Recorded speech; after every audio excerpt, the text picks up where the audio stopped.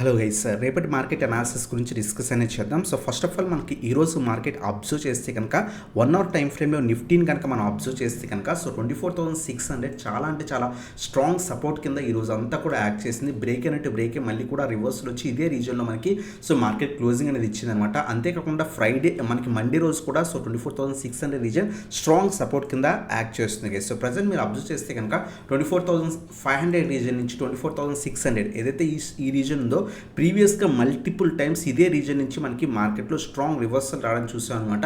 So అదే reason మనకి present అయితే కనుక టెస్ట్ చేస్తుంది. బట్ మార్కెట్స్ కొంత బేరిష్నెస్సే ఉన్నాయి. మోస్ట్ ఆఫ్ ద స్టాక్స్ మనకి ప్రాఫిట్ బుకింగ్స్ అనేవి జరుగుతున్నాయి. కొన్ని స్పెసిఫిక్ స్టాక్స్ తప్పితే రిమైనింగ్ అన్ని స్టాక్స్ కూడా మనకి మీడియం స్మాల్ క్యాప్స్లో ప్రాఫిట్ బుకింగ్ జరుగుతుంది. ఇది మనకి ఇండికేషన్ ఏంటంటే కనుక మార్కెట్స్ కొంత ఫర్దర్గా పడే ఛాన్సే ఎక్కువ ఉంది. సో ఈ రీజన్ బ్రేక్ అయితే కనుక మనకి 24,200 అలాగే 24,000 నెక్స్ట్ స్ట్రాంగ్ సపోర్ట్ రీజన్స్ కింద నిఫ్టీకి యాక్ట్ చేసే ఛాన్స్ అనమాట. లేదు ఇక్కడ మనకి ఆల్రెడీ 3 days బట్టి టెస్ట్ చేస్తుంది. ఈ రీజన్ కనుక ఒకవేళ సస్టైన్ అయ్యి సపోర్ట్ తీసుకుంటే కనుక మళ్ళీ కూడా 24,750 లెవెల్స్ మనకి రెసిస్టెన్స్ కింద యాక్ట్ చేస్తుంది. సో ఈ రీజన్ మనకి రెసిస్టెన్స్ కింద యాక్ట్ చేస్తుంది. ఆ తర్వాత మనకి 24,900 నుంచి 25,000 లెవెల్స్ మనకి మేజర్ రెసిస్టెన్సెస్ కింద నిఫ్టీ యాక్ట్ చేసే ఛాన్స్ ఉంది. సో మార్కెట్ రేపు అబ్జర్వ్ చేయండి. ఈ రీజన్ బ్రేక్ అయితే ఫర్దర్ ఫాల్ మనకి మార్కెట్లో ఎక్స్పెక్ట్ చేయొచ్చు. లేదు అక్కడ కనుక స్ట్రాంగ్ రివర్సల్ వస్తే మళ్ళీ కూడా అప్ సైడ్ పాసిబిలిటీ ఉంది. 24,900 నుంచి 25,000 లెవెల్స్ దాకా మళ్ళీ కూడా మార్కెట్ వెళ్ళే ఛాన్స్ ఉంది. సో ఇది మనకి నిఫ్టీ అనాలిసిస్ అనమాట రేపటి కోసం. అలాగే ఈరోజు చాలా కంపెనీస్ రిజల్ట్స్ పోస్ట్ చేసి వాటి గురించి 1 by 1 డిస్కస్ అనేది చేద్దాం. సో దాంట్లో ఫస్ట్ కంపెనీ వచ్చేసరికి Bharti Airtel guys. So Bharti Airtel మనం అబ్జర్వ్ చేస్తే కనుక క్వార్టర్ రిజల్ట్స్ అబ్జర్వ్ చేస్తే కనుక సో నెట్ ప్రాఫిట్ వచ్చేసరికి ఆల్మోస్ట్ 46% డౌన్ అయింది. ప్రీవియస్ క్వార్టర్తో కంపేర్ చేస్తే కనుక సో నెట్ ప్రాఫిట్ అనేది చాలా బాగా పడింది అనమాట. రెవెన్యూ 3.3% పాజిటివ్ ఉంది. ఎబిటా కూడా 3% అరౌండ్గా పాజిటివ్ ఉంది అనమాట. మార్జిన్స్ కూడా కొంత ఫ్లాట్గానే పోస్ట్ చేసింది. So average revenue per user 250 rupees కింద పెరిగింది. ఇయర్ ఆన్ ఇయర్ కంపేర్ చేస్తే ప్రీవియస్ ఇయర్లో 211 రూపీస్ యావరేజ్ సో ఒక యూజర్ యూజ్ చేసేదనమాట రెవెన్యూ. బట్ ఈ ఇయర్ కొంత పెరిగిందనమాట. బట్ మనం అబ్జర్వ్ చేస్తే కనుక నెట్ ప్రాఫిట్ అయితే కనుక హెవీగా పడింది. అలాగే మనం స్టాక్ని అబ్జర్వ్ చేస్తే కనుక కొంత పాజిటివ్ సెంటిమెంటే మనకు కనిపిస్తుంది కదా. సో ఒకవేళ 1900 పైన సస్టైన్ అవ్వగలిగితే మళ్ళీ కూడా 2,100 టెస్ట్ చేసే ఛాన్స్ ఉంది. బట్ రిజల్ట్స్ అయితే కనుక అంతా పాజిటివ్గా ఏమీ పోస్ట్ చేయలేదన్నమాట. అలాగే నెక్స్ట్ కంపెనీ వచ్చేసరికి మనకి అదానీ పోర్ట్స్ మనకి చూస్తే కనుక అదానీ పోర్ట్స్ కూడా ఈరోజు రిజల్ట్స్ పోస్ట్ చేసిందనమాట. ఇయర్ ఆన్ ఇయర్ కంపేర్ చేస్తే కనుక నెట్ ప్రాఫిట్ 6.5% పెరిగిందనమాట. ప్రీవియస్ ఇయర్తో కంపేర్ చేస్తే కనుక 6.5% అరౌండ్గా నెట్ ప్రాఫిట్ పాజిటివ్గా పోస్ట్ చేసింది. రెవెన్యూ 21% దాకా కూడా పాజిటివ్గా పోస్ట్ చేసింది. ఎబిటా కూడా 13% పాజిటివ్ పోస్ట్ చేసింది. మార్జిన్స్ స్లైడ్గా పడ్డాయి. ఓవరాల్గా మనకి అదానీ పోర్ట్స్ చాలా మంచి రిజల్ట్సే పోస్ట్ చేసింది అనమాట. అలాగే మన స్టాక్ అబ్జర్వ్ చేస్తే కనుక కొంత ప్రాఫిట్ బుకింగ్ జరుగుతుంది. ప్రెజెంట్ అయితే కనుక 1350 స్ట్రాంగ్ సపోర్ట్ లెవెల్స్ దగ్గర టెస్ట్ చేస్తుంది. సో ఈ ప్రెజెంట్ అయితే కనుక 1350 నుంచి 1400 రీజన్స్ దగ్గర అరౌండ్గా మనకి స్టాక్ అయితే కనుక ట్రేడ్ అవుతుంది అనమాట. రిజల్ట్స్ అయితే కనుక కొంత పాజిటివ్గానే మనకి పోస్ట్ చేసింది గైస్. అలాగే మనకి అదాద్ హాస్పిటల్స్ కూడా ఈరోజు రిజల్ట్స్ పోస్ట్ చేసింది అనమాట. ఇయర్ ఆన్ ఇయర్ మనం కంపేర్ చేస్తే కనుక నెట్ ప్రాఫిట్ చాలా బాగుంది. రెవెన్యూ కూడా ఆల్మోస్ట్ 22% పెరిగిందనమాట. సో నెట్ ప్రాఫిట్ కూడా 40% పాజిటివ్ పోస్ట్ చేసింది అనమాట. ఎబిటా కూడా చాలా బాగా పెరిగింది. మార్జిన్స్ కూడా ఫ్లాట్గా ఉన్నాయన్నమాట. చాలా మంచి పాజిటివ్ రిజల్ట్స్ అయితే కనుక అదాద్ హాస్పిటల్స్ అనేది మనకి పోస్ట్ చేసింది కదా. స్టాక్ కూడా ఓవరాల్ ట్రెండ్ మనం చూస్తే కనుక పాజిటివ్ ఉంది.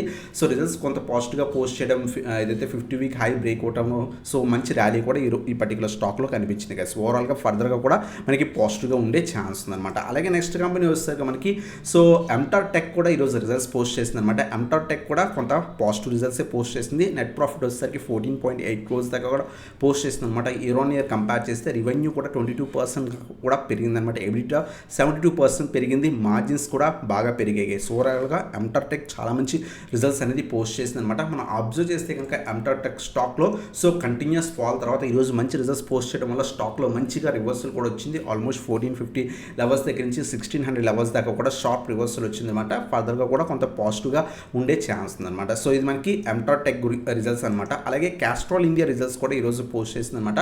So year on year results చూస్తే కనుక సో నెట్ ప్రాఫిట్ 5.2% అరౌండ్గా పెరిగింది. రెవెన్యూ వచ్చేసరికి 7.2% పెరిగింది. ఎబిటా కూడా 8.8% పెరిగింది అనమాట. మార్జిన్స్ కూడా స్లైడ్గా ఇంక్రీజ్ అయ్యాయి అనమాట. ఓవరాల్గా చాలా మంచి రిజల్ట్స్ క్యాస్ట్రాల్ ఇండియా కూడా పోస్ట్ చేసింది గైస్. అలాగే మనం స్టాక్ అబ్జర్వ్ చేస్తే కనుక క్యాస్ట్రాల్ ఇండియా ప్రెజెంట్ అయితే కనుక కొంత సైడ్ వేస్ ట్రేడ్ అవుతుంది. అంత హెవీ మూమెంటం అయితే కనుక స్టాక్లో లేదు. నియర్ బై రెసిస్టెన్స్ 230 లెవెల్స్ అనేది మనకి రెసిస్టెన్స్ కింద యాక్ట్ చేస్తుంది గైస్. ఇంకేమైనా స్టాక్స్ గురించి కావాలనుకుంటే కనుక వాటి రిజల్ట్స్ కానీ లేదా నార్మల్ స్టాక్ అనాలిసిస్ కావాలంటే కింద కామెంట్ సెక్షన్లో మెన్షన్ చేయండి. అప్కమింగ్ వీడియోస్లో వాటి గురించి కూడా కవర్ చేయడం జరుగుతుంది గైస్. అలాగే నెక్స్ట్ కంపెనీ వచ్చేసరికి మనం చూస్తే కనుక సో గ్లాండ్ ఫార్మా కూడా ఈరోజు రిజల్ట్స్ పోస్ట్ చేసింది అనమాట. ఇయర్ ఆన్ ఇయర్ కంపేర్ చేస్తే కనుక చాలా మంచి రిజల్ట్స్ పోస్ట్ చేసింది. నెట్ ప్రాఫిట్ ఆల్మోస్ట్ 50% దాకా కూడా ఇంక్రీజ్ అయిందనమాట. రెవెన్యూ కూడా 7.4% ఇంక్రీజ్ అయింది. ఎబిటా కూడా 39% ఇంక్రీజ్ అయింది. మార్జిన్స్ కూడా చాలా మంచిగా పోస్ట్ చేసింది గైస్. ఓవరాల్గా so gland pharma Q1 results చాలా మంచి పోస్ట్ చేసింది ఇయర్ ఆన్ ఇయర్ కంపారిజన్లో. సో మనం అబ్జర్వ్ చేస్తే కనుక గ్లాండ్ ఫార్మా సో ప్రెసెంట్ అయితే కనుక చాలా మంచి స్ట్రాంగ్ ర్యాలీ తర్వాత ఆల్మోస్ట్ 1400 రూపీస్ దగ్గర నుంచి స్టాక్ 2100 లెవెల్స్ దాకా వెళ్ళింది. ప్రెసెంట్ స్లైట్ ప్రాఫిట్ బుకింగ్ జరుగుతుంది. బట్ రిజల్ట్స్ అయితే కనుక చాలా మంచి పాజిటివ్గా పోస్ట్ చేసింది. ఒకవేళ రివర్సల్ వచ్చి 2000 పైన సస్టైన్ అయితే ఫర్దర్గా కూడా మనకి పైకి వెళ్ళే ఛాన్స్ ఉంది కేసు. అలాగే నెక్స్ట్ స్టాక్ వచ్చేసరికి మనకి సో కేపీఐ గ్రీన్ ఈరోజు మార్నింగ్ మార్కెట్ అవర్స్ అప్పుడే మనకి రిజల్ట్స్ పోస్ట్ చేసింది. నెట్ ప్రాఫిట్ 68% పాజిటివ్గా పోస్ట్ చేసింది. రెవెన్యూ కూడా 73% ఇంక్రీజ్ అయిందనమాట. ఎబిటా కూడా 55% ఇంక్రీజ్ అయింది. మార్జిన్స్ స్లైడ్గా పడ్డాయి. బట్ ఓవరాల్గా సో చాలా అంటే చాలా మంచి రిజల్ట్స్ పోస్ట్ చేసింది అనమాట. స్టాక్ కూడా సో ఎప్పుడైతే మార్నింగ్ మార్కెట్ అవర్స్లోనే మనకి రిజల్ట్స్ పోస్ట్ చేసింది స్టాక్ చాలా మంచి మూమెంటం ఇచ్చింది. 550 ప్రీవియస్ రెసిస్టెన్స్ తీసుకొని మళ్ళీ కూడా కొంత నెగిటివ్గా క్లోజింగ్ అనేది ఇచ్చింది అనమాట. రీసెంట్ టైమ్స్లో మనం మల్టిపుల్ టైమ్స్ డిస్కస్ చేసాం. ఈవెన్ 350 400 లెవెల్స్ దగ్గర కూడా డిస్కస్ చేసాం. అక్యూములేట్ చేసుకోవచ్చు అని చెప్పేసి సో చాలా మంచి ర్యాలీ కనిపిస్తుంది. ప్రజెంట్ అయితే ఇంకా 550 ప్రీవియస్గా కూడా చాలా స్ట్రాంగ్ రెసిస్టెన్స్ రీజన్ అనమాట. ఆ రెసిస్టెన్స్ రీజన్ టెస్ట్ చేస్తుంది. రిజల్ట్స్ అయితే కనుక పాజిటివ్గా ఒకవేళ ఈ రీజన్ బ్రేక్ అయితే కనుక సో ఫర్దర్ అప్సైడ్ పాసిబిలిటీ అనేది ఉంది గైస్. అలాగే మనకి అబ్జర్వ్ చేస్తే కనుక సో మనకి ఇంకొన్ని స్టాక్స్ గురించి అబ్జర్వ్ చేస్తే కనుక అలంబిక్ ఫార్మా కూడా ఈరోజు Q1 రిజల్ట్స్ అనేది పోస్ట్ చేస్తుంది అనమాట. ఇది కూడా కొంత పాజిటివ్ రిజల్ట్సే పోస్ట్ చేసింది. Year on year net profit 15% దాకా కూడా పెరిగింది అనమాట. రెవెన్యూ 10% పెరిగింది. ఎబిటా 19% పెరిగింది. మార్జిన్స్ కూడా స్లైట్గా 1.5% అరౌండ్గా సో మార్జిన్స్ కూడా ఇంప్రూవ్ అనేది అయ్యాయి అనమాట. సో అలంబిక్ ఫార్మా మనం అబ్జర్వ్ చేస్తే కనుక సో ఏబిపిఎల్ లిమిటెడ్ అనమాట. సో స్టాక్ అయితే కనుక కొంత బేరిష్నెస్ ఉంది. బట్ రిజల్ట్స్ అయితే కనుక కొంత పాజిటివ్ పోస్ట్ చేసే సో 950 స్ట్రాంగ్ సపోర్ట్ రీజన్ అనమాట. ఒకవేళ ఈ రీజన్ పైన ఉన్న సస్టైన్ అయితే రివర్సల్ వచ్చే ఛాన్స్ ఉంది గైస్. సో ఇది మనకి సో అలంబిక్ లిమిటెడ్ గురించి అలంబిక్ ఫార్మా గురించి అనమాట. బర్జర్ పెయిన్స్ కూడా ఈరోజు రిజల్ట్స్ పోస్ట్ చేస్తే యాజ్ యూజువల్గా బర్జర్ పెయిన్స్